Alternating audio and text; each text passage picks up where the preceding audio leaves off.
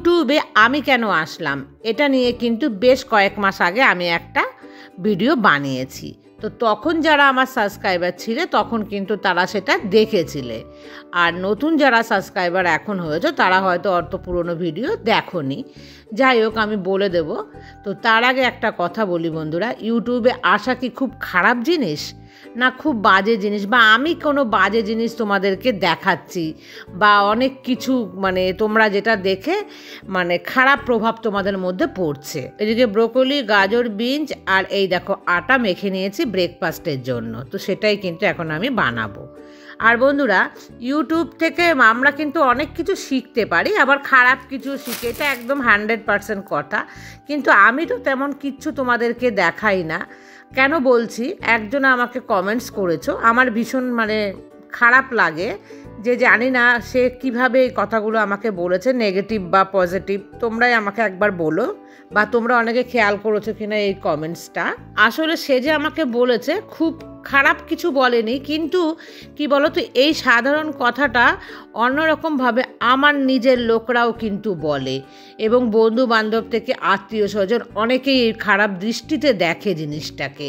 তো আমার সেই জায়গা থেকেই বলা, শুধুমাত্র যে এই ফ্রেন্ডকেই আমি বলছি তা কিন্তু নয়, আমার নিজের লোকরা যারা আমার পেছনে এরকম ষড়যন্ত্র করে বা খারাপ কথা বলে, আমি তাদের উদ্দেশ্যেও এই কথাটা বলতে চাই। আমাকে যে কমেন্টসটা করেছে সে অবশ্যই মহিলা।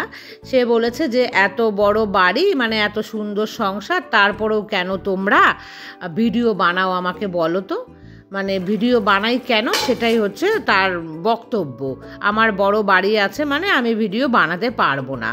তো যাই হোক, এটা কোনো কথা নয় যে বাড়ি থাকলে গাড়ি থাকলে যে তারা বানাতে পারবে না, আর যাদের নেই বাড়ি তারা ভিডিও বানাবে, এ ধরনের তো কথা আমার কাছে যুক্তি খাটে না।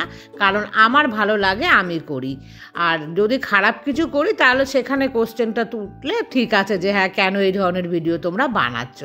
আজকাল কিন্তু আমরা প্রত্যেকেই বাড়িতে বসে ভিডিও বানাই, মানে বেশিরভাগ ক্ষেত্রেই এগুলো কিন্তু আমরা ইউটিউব দেখে দেখে শিখেছি। যেরকম আমার ভিডিও দেখা মানে তোমরা যারা যারা দেখো তার মধ্যে কিন্তু অনেকেরই আবার ইচ্ছে হয় যে আমিও ভিডিও বানাবো, বা আমাকে এরকম কিন্তু শতাব্দী আমাকে অনেক দিন আগে কমেন্টস করেছিল, যেটা আমার মনে আছে আজও, যে দিদিভাই তুমি কিভাবে বানাও, আমিও কিন্তু ভিডিও বানাতে চাই। হ্যাঁ, তাই হতেই পারে, ঘরে বসে বসে এই ভিডিওগুলো বানানো, এগুলো কিন্তু কোনো খারাপ কিচ্ছু নয়।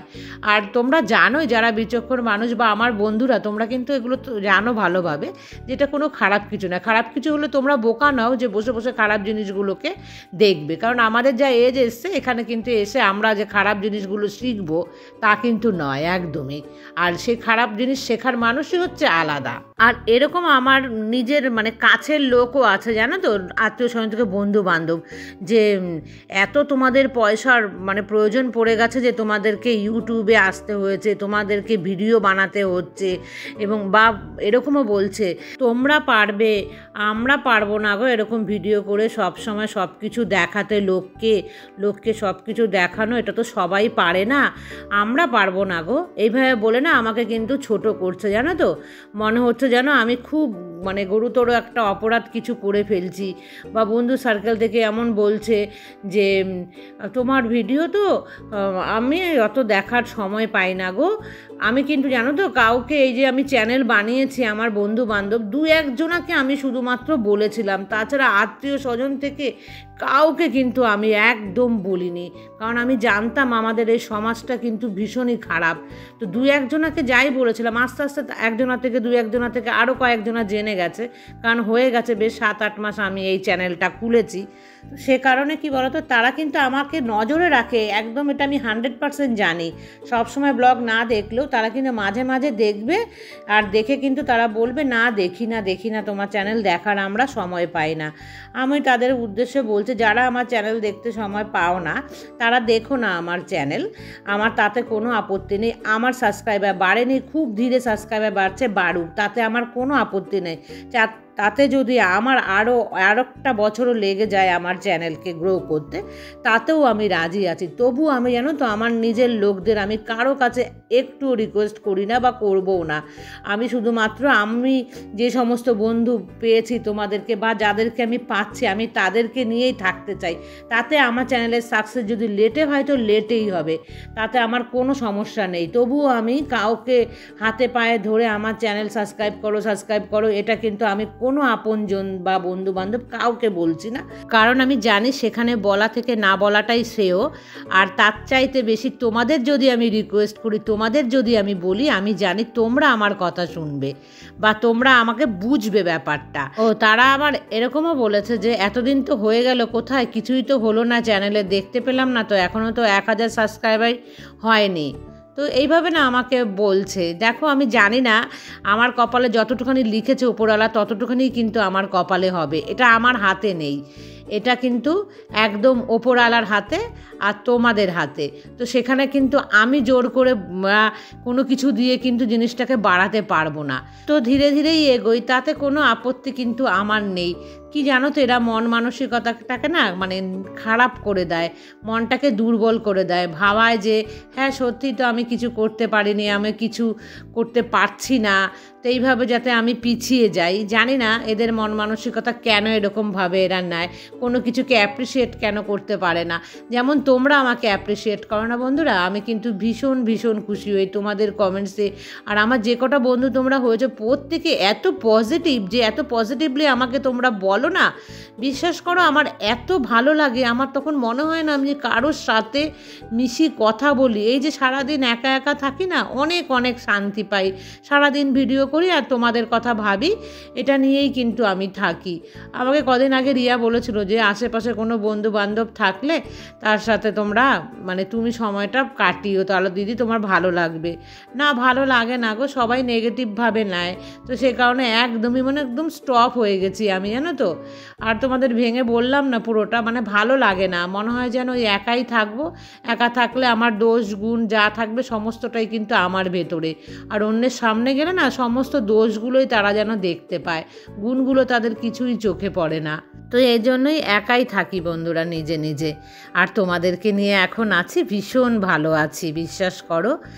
আর যারা নতুন বন্ধু তারা তো জানো না আমি ইউটিউবে কেন এসেছি, তো একটুখানি আমি বলে দিচ্ছি যে আমি ইউটিউবে এসেছি কারণ আমার বাড়িতে তোমরা দেখতেই পাও যে লোক সংখ্যা একদমই কিন্তু নেই।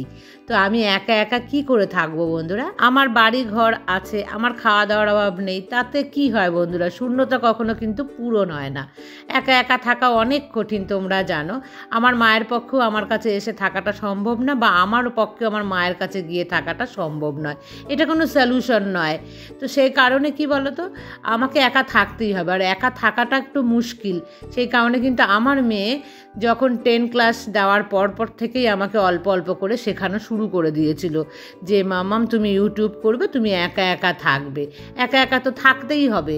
সেই জন্যই কিন্তু আমি মনের সাহস বাড়িয়ে অনেক দিন ধরে মানে প্রায় 2 বছর ধরে কিন্তু মন থেকে শুধুমাত্র আমি শেখাচ্ছিলাম যে কিভাবে আমি একা থাকবো, কিভাবে একা থাকবো।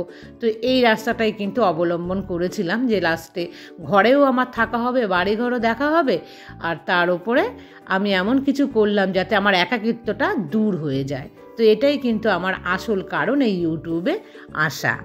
আর একটা কথা বলি, জানো তো আমার হাজব্যান্ড কিন্তু মন প্রাণ থেকে চেয়েছিল আমি মেয়ের সাথে দেরাদুনে থাকি, ওখানে রেন্টে থাকবো।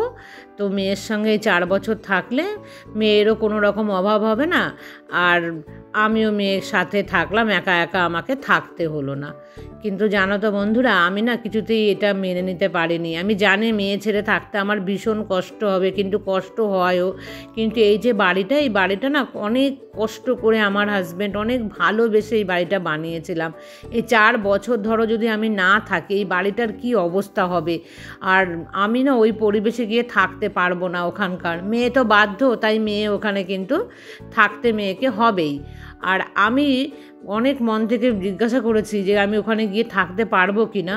আমি দেখেছি যে না, আমি ওখানে গিয়ে থাকতে পারবো না। এই বাড়ি ঘর ছেড়ে আর এই বাড়িটাকে যদি আমি ভাড়া বাড়ির ওপরে দিয়ে যেতাম না, ধরো নিচতলাটা আমি ভাড়া দিয়ে দিতে পারি আর উপরতলাটা আমার নিজের থাকলো, তো অন্য লোকের ওপরে বাড়ি ঘর রেখে যাওয়া আর আমার মায়ের পক্ষে না এসে থাকাটা সম্ভব না। কারণ আমার মায়েরও তো বয়স হয়েছে, একটা বাড়ির দায়িত্ব আমার মায়ের ওপরে দিলে আমার মা কিন্তু পারতো না এটাকে ম্যানেজ করে রাখতে। তো এই কারণে আমি কিন্তু এখান থেকে যাইনি। মেয়েও চেয়েছিল যে চলে আসো, তাহলে খাওয়া দাওয়ার মেয়ের কোনো কষ্টই হতো না। কিন্তু কি করব বন্ধুরা, বাড়ি একটা যখন বানিয়ে ফেলা হয় না, তার যে একটা টান, তার প্রতি যে ভালোবাসা, এ কিন্তু সন্তানের চাইতে কোনো অংশে কম নয়। আর অনেক কষ্ট করে বানিয়েছি, তোমাদের সাথে আমি শেয়ার করেছি যখন ভাড়া বাড়িতে ছিলাম কতটা মানসিক কষ্ট পেয়েছিলাম। তো সেখান থেকে এই বাড়িটা বানানো, তো সে কারণে কিন্তু আরও অনেক বেশি বাড়িটার প্রতি আমি যত্নশীল হয়ে যাই। কারণ অনেকটা অবহেলা, অনেকটা কষ্ট পাওয়ার পর কিন্তু এই বাড়িটা পেয়েছি। আর সারাদিন সংসারের কাজগুলো করি, মনে জানো তো অনেক রকম দুঃখ কষ্ট আছে, সেই সমস্তগুলো কিন্তু ভুলে থাকার জন্য, যাতে আমি মানুষের সাথে কম মিশি। ভীষণ ভয় পাই মানুষের সাথে মিশতে, কারণ একটা থেকে আরেকটা, আরেকটা থেকে আরেকটা, এইভাবে কিন্তু আরও কষ্টগুলো বাড়তে থাকে। এই বয়সে এসে বুঝেছি যে না, কথায় কথা বাড়বে, যত কম কথা বলবো ততই মনে হয় ভালো, যত কম মানুষের সাথে মিশবো আর কি। কারণ কথা তো আমি কম বলে থাকতে পারি না, তোমরা অনেকেই জানো আমি খুবই কথা বলতে ভালোবাসি। লোকের সঙ্গে যখন আমার দেখা হয়, আমি কিন্তু জানো তো মুহূর্তের মধ্যে আবার ভুলে যাব, গিয়ে এত কথা বলবো, তাকে আপন করতে চাইবো, তারপর কিন্তু সেটা আর হয় না। তারা কিন্তু বুদ্ধি রেখে কথা বলবে, তারা হচ্ছে আমার সঙ্গে চালাকি করে কথা বলবে, আর আমি সরলতাভাবে বলে ফেলবো, তারপর কিন্তু জানো সেখানটাতে গণ্ডগোলটা পেকে যায়। তো সেই কারণে বন্ধুরা দূরে থাকো। এই যে আমি তোমাদের সাথে বক বক করি, এটাই মনে হয় অনেক অনেক শান্তি। মন থেকে ভীষণ কষ্ট পাই তো মাঝে মাঝে, কিন্তু ভীষণভাবে। তোমরা হয়তো ভাবো যে দিদি অনেক হ্যাপি। হ্যাপি আমি নই, আছে অনেক কষ্ট, অনেক দুঃখ, সে সমস্ত তো শেয়ার করা যায় না, সোশ্যাল মিডিয়ায় সমস্তটা আনা যায় না। কোনো একদিন যদি সেই রকম পরিস্থিতি আসে, আমি অবশ্যই তোমাদের সাথে সম্পূর্ণটা শেয়ার করব। তবে নেগেটিভ মানসিকতার লোকরা কিন্তু আমাদের চারিপাশে থাকবেই থাকবে, তাদেরকে কিন্তু উপেক্ষা করে আমাদেরকে এগিয়ে যেতে হবে পজিটিভলি। এবং সমস্ত রকম দেখবে সংসারের মধ্যেও থাকে এরকম নেগেটিভ, চারিপাশের বন্ধু বান্ধব থেকে আত্মীয় স্বজন নানা রকম কিন্তু থাকে, সেই সমস্তকে কিন্তু আমাদের দূরে সরিয়ে রাখার চেষ্টা করতে হবে, হাসি মুখে মানতে হবে। কারণ সময়ে যদি আমরা মনে করি নেগেটিভ, তাহলে কিন্তু আমাদের লাইফটা আর এগোবে না। তাহলে বন্ধুরা আজকের মতন এই পর্যন্তই রাখছি, আবার তোমাদের সাথে দেখা হবে নেক্সট ব্লগে। ততক্ষণ তোমরা সবাই ভালো থেকো, সুস্থ থেকো আর সাবধানে থেকো।